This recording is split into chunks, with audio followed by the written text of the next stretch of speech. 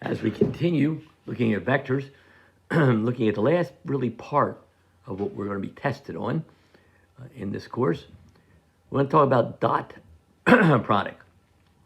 Now, when you're working with vectors, there are three types of multiplication.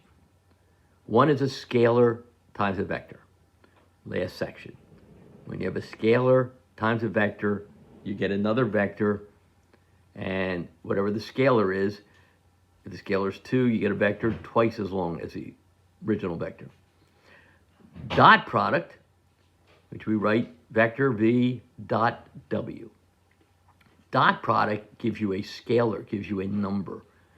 So if you take the dot product between two vectors, you take the coefficient on the I components and multiply them, and the coefficient on the j component and multiply them, and add that up. And that is the dot product. That is the dot product. There's also a third one called a cross product, which you'll have to come back to calculus to get. But for here, we're going to stop with dot product. So here's two vectors, 2i minus 3j, 5i plus 3j. So if we take the dot product, we take the coefficients on the i's, 2 times 5, and the coefficients on the j, minus 3 times 3, and we add that result. So 2 times 5 is 10, minus 3 times 3 is minus 9, 10 plus minus 9 is 1. It's the dot product. If we take w dot with v, now we take the I component, 5, times the other I component, 2, so 5 times 2, and then the j component, 3, times minus 3, and we get the same result. So one thing to observe about dot product is it doesn't matter the order that we do it in. U dot v and v dot u give you exactly the same result. V dot w, w dot v, exactly the same result. A third one here, v dot v. So we take 2 times 2 plus minus 3 times minus 3, and you get 4 plus 9, which is 13. Or w dot w, you get 5 times 5, and 3 times 3, 25 plus 9 is 34. If you take the norm of v, that's the square root of the I component squared, 2 squared, j component squared, minus 3 squared, you get the square root of 13. So here's a second piece of information, that if you take the dot product with itself, you get exactly the same as the norm squared. Notice the norm of v is square root of 13. To square that, you get 13, which is the same as v dot v. Notice the same thing with w. So some references, when you take the dot product of two vectors, you get a number. You don't get a vector. Take the scalar times a vector, you get a vector. When we get the cross product, you're going to find out that when you take the cross product of two vectors, you get a vector. But when you take the dot product, you get a number. You get a scalar. And it doesn't matter the order you do that in, you get the same result. It doesn't matter if you have a vector dot with the sum of two vectors, the distributive property works. But because you're doing a dot product class, add two vectors, you get a vector. Vector dot with a vector, this is a number. And the vector dot product with itself is the same as taking its norm and squaring it. And if you take the 0 vector, 0i plus 0j, dot with the vector v, you get the number 0. You get the number 0. So some applications using the dot product. If you have two vectors, and you put those two vectors, at the same initial point. So vector u and vector v, there's an angle between them. Okay. Again, if we complete the triangle, the vector from v to u is u minus v. So here's a triangle. And back in an earlier chapter, we talked about the law of cosines. which says the size of the angle, or the size of the size of the side opposite a known angle when you know the two sides that are included is the square of the size. So the size of u minus v is a vector. So the size of this vector is the norm. So if we take the norm and square it, get this side squared, equals the square of the other two sides. So the norm of this and the norm of v gives us the norm of u plus the norm of v squared, minus 2 times the product of the sizes, the norms, cosine theta, the law of cosines. Law of cosines. So if we take the law of cosines and solve it here for cosine and do some things with it, right, we can look at some things about vectors. Right? So again, we said that the square of the norm is the same as the dot product. So u minus v dot u minus v is the same as the norm squared. U, the norm of u squared, is the same as u dot u. The norm of v squared is the same as v dot v. Minus 2, the size of u times the size of v, the cosine.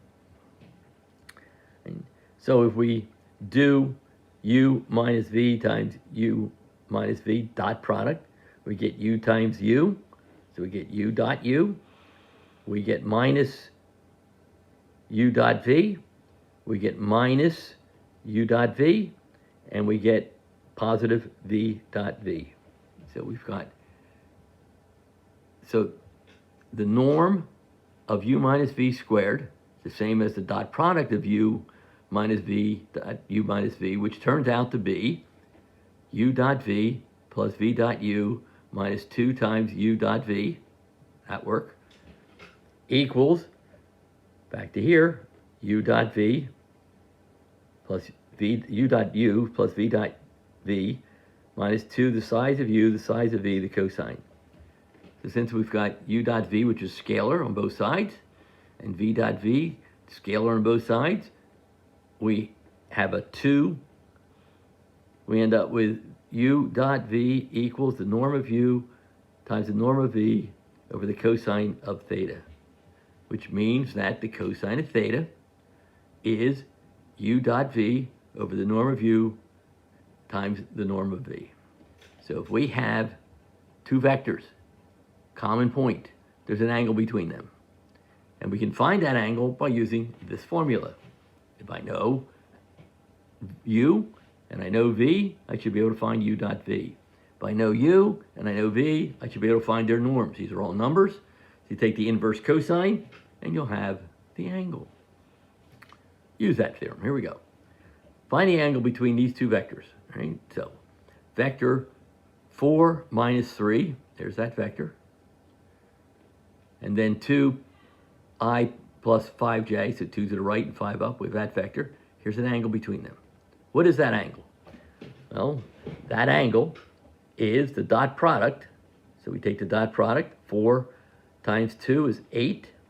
And minus 3 times 5 is minus 15. So 8 plus minus 15 is minus 7. So that's our numerator. The norm of this, square root of 4. Square root of 4 squared plus 3 squared, minus 3 squared, is 5. And the norm of this, 2 squared plus 5 squared, square root of 29. So the cosine of the angle is u dot v, so minus 7, over the norm of u times the norm of v, so 5 times the square root of 29, this is the number. So you take the inverse cosine of that number turns out to be minus 0.26. You take the inverse cosine, the angle in degrees is about 105 degrees. So this angle between these two is 105 degrees. The angle between two vectors. The angle between two vectors. So if you have the angle between two vectors, there's a couple of things we can figure out. We can determine whether two vectors are parallel using this. Because two vectors are parallel if the non-zero scalar, which you find when you do it, when there's a scalar times the one vector that gives you the other. In this case, that means the angle has to be either 0 or pi. 0, there would be two vectors in the same direction. Pi, there'd be two vectors in the opposite direction, but they would be parallel. So this is another way of figuring out parallel, figure out the angle between them. So here's the angle, there's V and W. So minus 3 times 6 is 18. Sorry, 3 times 6 is 18. Minus 1 times minus 2. So we get 20 in the numerator. The norm of this is 3 squared plus 1 squared to the square root of 10. 6 squared plus minus 2 squared, square root of 40. So we have 20 over the square root of 400. Square root of 400 is 20, so 20 over 20 is 1. The cosine of the angle equaling 1, right, means that the angle is 0. So that's two vectors in the same direction. That tells me that these two vectors are parallel. Well, we can figure that out also, because if I take 2 times, or if I take half of vector W, I get vector V. Or if I take 2 times V, I get W. A scalar times one vector gives you the other.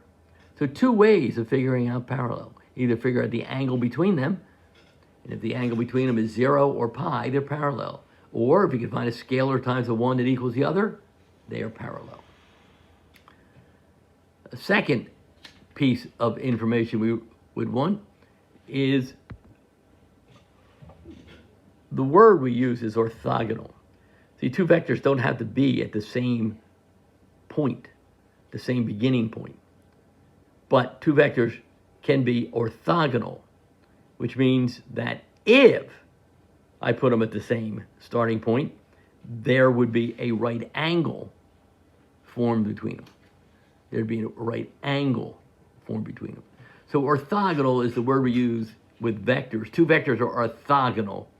If they start at a common endpoint, they would be perpendicular.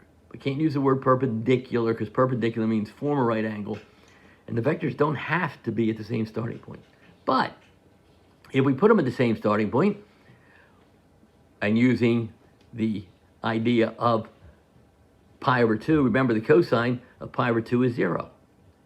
The only way that our cosine can be 0, because the vectors have to exist. If the vectors are there, they have length. So neither norm of V or norm of W is 0. But V dot W could be 0. So if you have two vectors and their dot product is 0, that means the two vectors are orthogonal. They are orthogonal. So here's two vectors. 2 minus j, 2i minus j, and 3i plus 6j. Are they orthogonal? Well, we take their dot product. 2 times 3 is 6. Minus 1 times 6 is minus 6. 6 minus 6 is 0. Since their dot product is 0, the vectors are orthogonal. The vectors are orthogonal. And so we have vectors, and we talk about vectors being parallel. Is there a scalar times the one that gives you the other? Or is the cosine of theta, the dot product over the product of the norms, if that equals 1 or minus 1, that means the angle is pi or 0, which makes them parallel. If the dot product is 0, then they are orthogonal. If either of those things don't happen, then it is neither. Neither. Now, when we work with vectors, we talk about what we call their components. Okay? Any two vectors can be written as a linear combination of two orthogonal vectors. Now, notice V1 equals, if you take the dot product, that's a number, over the square of the norm, that's a number. So this is a number times W, which means V1 can be written as a product of a number times W, which makes V1 parallel to W. So V1 and V2 are two vectors that we're going to try to find, and they are called the vector projection. Now here's the idea. Here is vector V, here's vector V, here's vector W. If you had a light up here and you shine the light down, you would form a shadow. That shadow on W is called the projection of V on to W. Projection of V on to W. So here's another one. Here's vector V, and here's vector W. You put a light up here and shine it down, you would get this vector. That vector is the projection of V onto W. V1 is going to be parallel to W. V1 will be parallel to W. And you find V1 by using this formula. Find V1 by using this formula. And once you know V1, we can find a vector orthogonal to vector V by taking vector V, vector we were given here to start with, and subtracting what we found for V1. If you have that, you have the projection. So we're decomposing into two vectors. So here's a vector. V is the vector I, 1I, 3J, there's that vector. There's that vector, okay? And W is the vector 1, 1, this vector. Now, what I'm looking for is two vectors that are orthogonal to each other and that are related to V. So if you put a light here and shine the light down, okay, this would form a shadow onto there. There's the shadow. So put a light here and shines it down, here's the shadow. That's V1. V1's pretty easy to find. It's V dot W, so 1 times 1 and 3 times 1 and add it up, that's 4. And it's the norm of W, the square root of 1 squared plus 1 squared, so the square root of 2 squared, just plugging it into this form, times W. So this would be 1/3, sorry, this would be 4 over 2, so this is 2W. So V1 is parallel to W, and it would be 2 times W, so it would be 2 times I plus J. That's this vector right here. That's that vector. It is the projection of V onto W. Then V2 would be V, which was 1I minus or plus 3J, minus what we just found, V1. So I minus 2I is minus I, 3J minus 2J is J. These two vectors, okay? These two vectors, I know I have the right answer if two things happen. When I take the dot product, 2I times minus 1 plus I plus 2J times 1 results in 0. That means that V1, this vector, and V2 are orthogonal.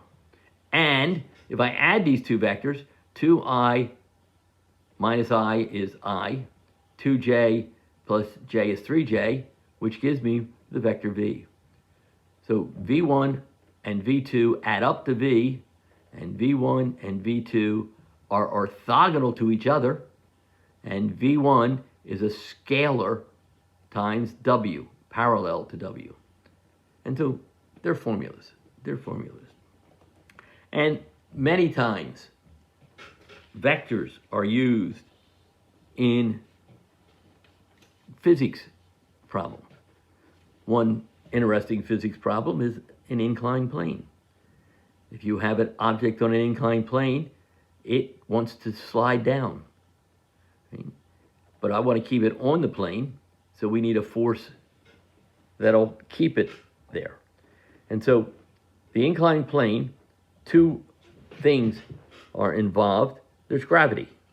There's this vector, gravity. And then there are two orthogonal vectors. The vector against the plane and the vector that wants it to stay on the plane. and there's an angle here. And this angle, right, this angle turns out to be the same as this angle, which is that angle. So with inclined planes, there is work involved that helps us and uses us and does things for us to compute. So we'll look at some story problems, some applications on a pencast, so you look for that. But that's the last of the material for the course. Study it, get it, you'll be tested on it, and we're about to finish up our class.